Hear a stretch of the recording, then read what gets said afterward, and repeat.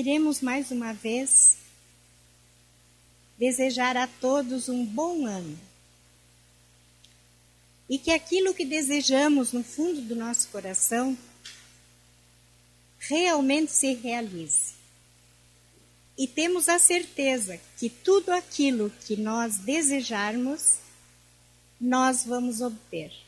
Só depende da vontade de cada um de nós. Então vamos hoje analisar uma questão muito importante para nós. O tema até, por sinal, é muito sugestivo. Vamos falar sobre o desejo que temos das coisas boas e a confiança que temos em Deus para que os nossos sonhos se realizem. Há muitos e muitos e muitos anos, havia um menino pastor no antigo Israel que chamava-se Davi. Ele era um músico e muitos anos depois se tornou o rei de Israel. Davi tinha uma confiança enorme em Deus e ele cantava nos salmos, quando ele estava pastoreando as ovelhas, ele cantava. E num desses cânticos, Davi disse: "O Senhor é meu pastor e nada me faltará. Me conduzirá a águas tranquilas e límpidas, e também me conduzirá a relva verde e apetitosa." Claro que ele falou como um pastor, e ele referia-se, nesse cântico, às ovelhas que ele pastoreava. Então, nós analisando, quem sabe quantas vezes nós não estávamos também juntos com Davi, cantando esse cântico, que nós desejávamos realmente, com toda a força do nosso coração, ser pastorejados por Deus. Veja quantos e quantos anos na frente de nós ainda teremos que ter para entender realmente o que significa confiar em Deus e ter fé. Se lá, antigamente lá, nós já cantávamos hosanas a Deus, dizendo que nós confiávamos em Deus, porque nós sabíamos que esse Deus nos ampararia. Depois, quando Cristo chegou, trazendo a boa nova do reino, mais uma vez ele nos ensinou a termos confiança em Deus e não desejarmos somente as coisas materiais. Como que isso aconteceu? Aconteceu que muitos dos apóstolos estavam preocupados com o que o povo estava dizendo de Jesus. Muitos até, como Pedro e Felipe, defendiam Jesus de uma forma tão, podemos dizer, tão austera, que chegavam a brigar por ele. Será que era isso que Jesus veio trazer aqui para nós?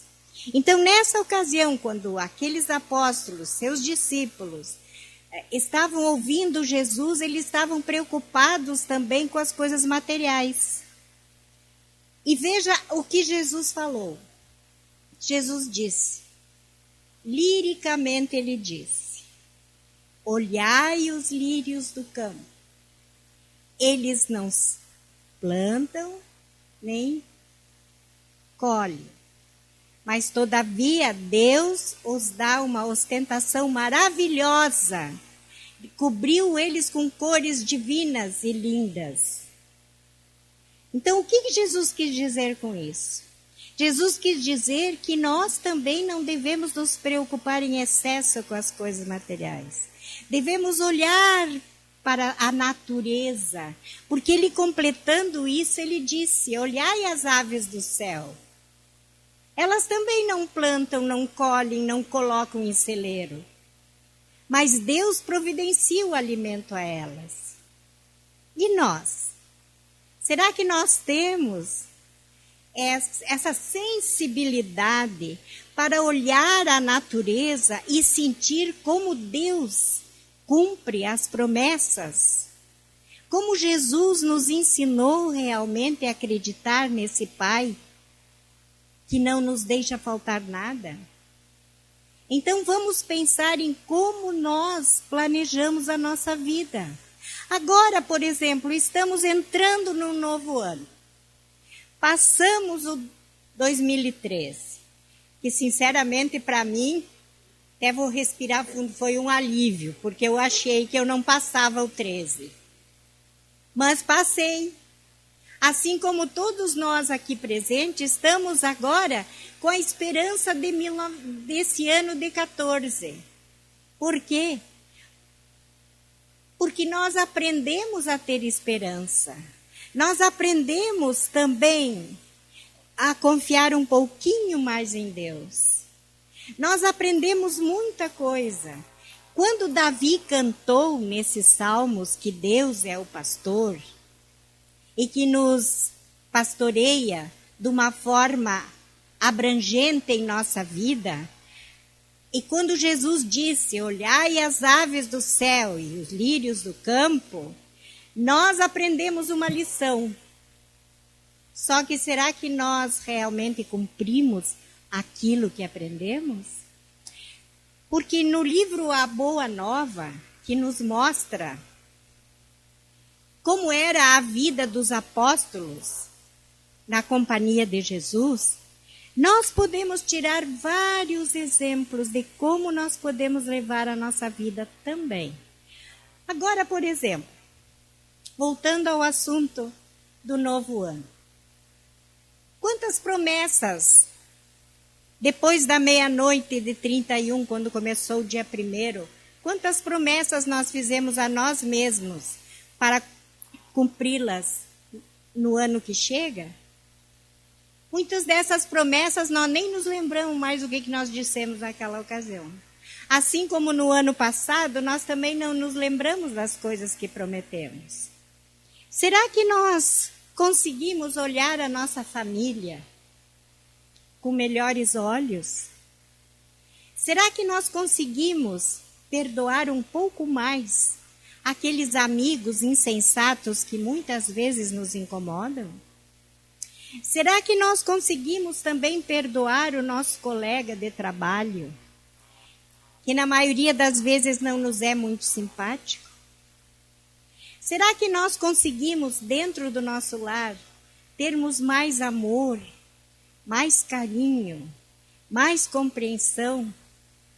E principalmente, uma das coisas que me chamou muito a atenção, será que nós aprendemos realmente a lição que Jesus nos ensinou de sermos fiéis aos amigos que temos, aos parentes, e principalmente sermos fiéis a Jesus? É muito importante que nós analisemos a nossa questão de vivência fiel. Porque quando começamos a estudar a doutrina espírita, diga-se de passagem, nós ficamos muito felizes.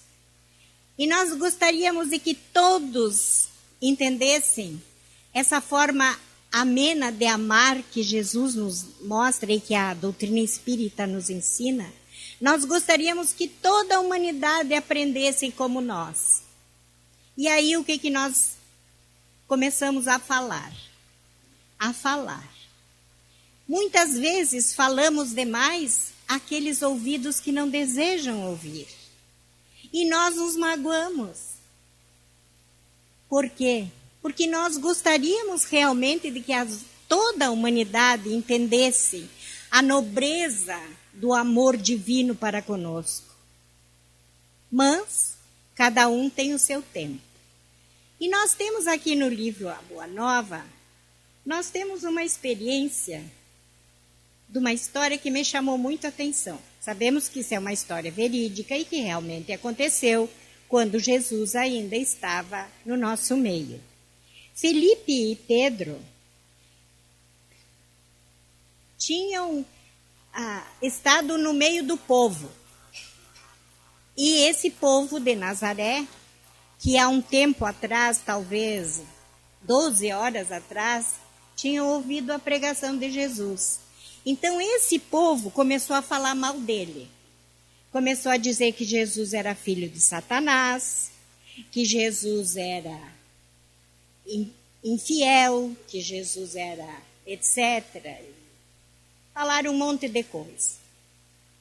E Pedro e Felipe se zangaram profundamente.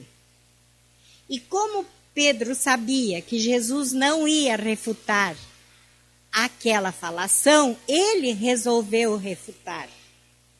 E aí vieram, Felipe também. Podemos dizer assim que houve uma pequena discórdia entre o povo e Felipe e Pedro. Aí eles chegaram para Jesus, faceiros, porque acharam que tinham feito uma coisa muito boa em xingar as pessoas defendendo Jesus e contaram para Jesus. Aí Pedro, inclusive, disse: nós sabíamos, mestre, que tu não iria se defender. E aí nós defendemos você. Jesus, despreocupado com a ansiedade deles e tal, explicou para eles que não havia necessidade dessa discussão. Que nós não temos o direito de exigir que todas as pessoas gostem de nós. Veja, se o próprio Jesus disse isso. Nós não podemos exigir que todas as pessoas nos amem. Agora, nós podemos exigir de nós a amar todas as pessoas. Nós podemos.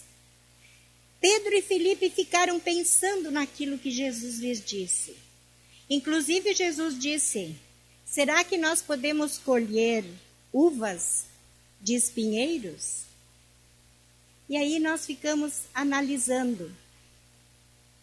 Quando uma pessoa nos ofende, ou ofende uma pessoa que nós amamos, como é que nós reagimos? Também reagimos com palavrões, com xingamento? Mas não é essa a forma adequada de nós termos confiança e fé nesse Deus tão maravilhoso e nas palavras de Jesus. A mansidão é importante. Por isso que nós precisamos cuidar da nossa casa mental. Precisamos cuidar também daquilo que pensamos. Porque depende do que nós pensamos, depende de como agimos. Porque na maioria das vezes nós dissemos assim: o espírito está pronto, mas a carne é fraca. Na verdade, não. Se a carne é fraca, é porque o espírito é fraco. Por isso nós precisamos, mais do que nunca, fortalecer o nosso espírito. E como vamos fortalecer o nosso espírito? É controlando a nossa casa mental para que os nossos pensamentos sejam sempre pensamentos voltados para o bem. Principalmente no sentido de perdão. Aí, continuando, Simão Pedro perguntou a Jesus, aí que veio a pergunta principal de todo esse palavrório: quantas vezes eu preciso perdoar o meu irmão? Aí Jesus disse: indefinidamente. E com a matemática que Jesus usou, ele quis dizer indefinidamente. Por isso nós precisamos sempre perdoar, porque aí todas as coisas nos serão acrescentadas. Jesus disse também a Felipe naquela ocasião: o que é que tu está fazendo para edificar o reino de Deus no teu coração? E nós agora? Será que essa pergunta também serve para nós? O que eu estou fazendo para edificar o reino de Deus dentro do meu coração? eu também estou ajudando a humanidade a perdoar, porque com o meu pensamento para o bem, automaticamente eu vou influenciar muitas pessoas pensando no bem. É verdade. Aparentemente, dá a impressão de que somos apenas um grãozinho de areia na praia. Mas a praia é feita de milhares de grãozinhos. Então nós somos um e fizemos falta. Porque nós precisamos agora, mais do que nunca, aprender realmente o que significa amar a Deus sobre todas as coisas e o próximo como a nós mesmos. E não nos esquecer de que as coisas materiais virão se nós tivermos realmente consciência de que precisamos buscar o reino de Deus na nossa vida. Porque Jesus disse, ele foi bem claro, buscai primeiro o reino e todas as outras coisas vos serão acrescentadas. Isso significa que, no momento que eu consigo edificar em mim os frutos do Espírito, eu vou automaticamente ajudar as outras pessoas a edificar também em sua casa mental o bem. Por quê? Porque vou edificar uma casa que não é construída com pedras ou com a mão humana, e sim com o meu forte pensamento de ter confiança em Deus, analisando que as promessas dele sempre se cumprem.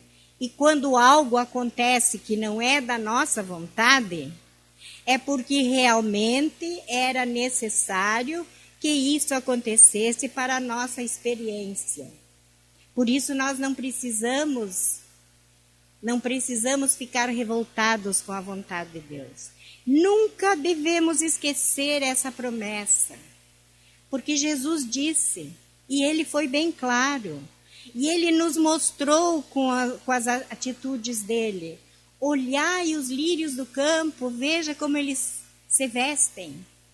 E Jesus disse também que nem Salomão, com toda a glória que ele teve vestes tão lindas como os lírios do campo.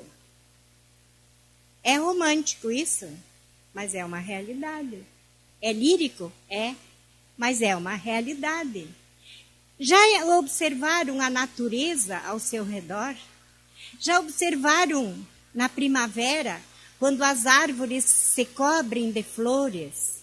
Quando os pássaros voam, felizes, cantando? Já observaram tudo isso? Numa noite de chuva, de tormenta, quando os raios caem, já observaram a magnitude da natureza de Deus? Quem é do homem que pode realizar tantas coisas maravilhosas? Já perceberam a maravilha que é o nascimento de um bebê? Como a natureza se transforma na vida de uma mulher no momento que ela fica gestante? Tudo isso, meus irmãos, tudo é o amor de Deus para conosco. Pode existir algo mais lindo, mais inefável do que um bebê recém-nascido? Pode ter uma coisa mais linda do que uma mãe oferecer o seu seio para alimentar seu filho? Quem pode fazer isso? É somente a natureza. E a natureza vem da onde? Desse Pai maravilhoso, desse Deus que Jesus nos ensinou a ver de uma forma diferente do que os antigos israelitas. Porque eles acreditavam num Deus que feria, que amaldiçoava, que se vingava. Num Deus do olho por olho e dente por dente. E Jesus veio nos ensinar a maravilha de Deus no sentido amor, quando ele disse amar a Deus sobre todas as coisas e o próximo como a si mesmo. Disso depende toda a lei. Quer dizer que, no momento que eu amo o meu próximo, eu estou cumprindo a lei de Deus. Por isso que nós precisamos agora, mais do que nunca, cuidar desse planeta que Deus nos deu de presente, para que nós, quando reencarnarmos, podemos encontrá-lo um pouco melhor do que agora, se for da vontade de Deus que nós reencarnamos aqui, nesse planeta. Que tudo aquilo que nós vamos fazer agora é para o nosso bem, para o futuro. É como tem um salmo que Davi cantava também, que diz: em lugar de teus antepassados serão teus filhos. Então aí Davi já estava reconhecendo a reencarnação. E nós? Será que reconhecemos outra faceta da vontade de Deus, da benignidade dele com a reencarnação?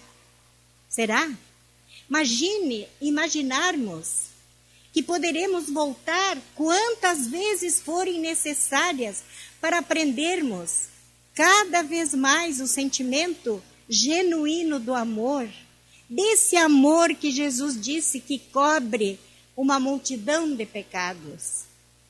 Por isso, meus irmãos, vamos analisar essas palavras.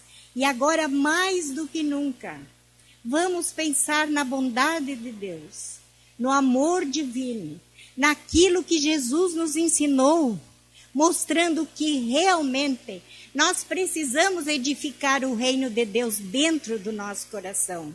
Somente assim é que nós herdaremos a vida eterna. Por quê? Porque o reino de Deus nos impele a agirmos no bem, a tirarmos de dentro de nós as mágoas, os rancores, as iras, as saudades de coisas erradas.